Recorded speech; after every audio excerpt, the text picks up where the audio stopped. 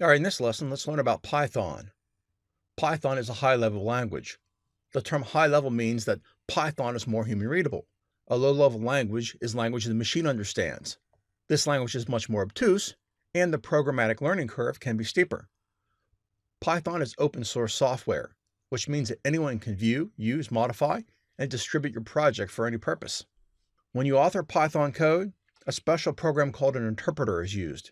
An interpreter is a program that reads and executes code.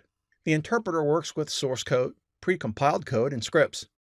Interpreters and compilers are similar, since they both recognize and process code.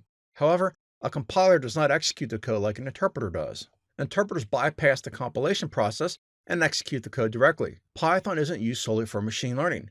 It's a general-purpose language, and consistently appears at the top of the most used computer languages in the industry. Python runs on every major operating system and platform, and also many of the minor ones.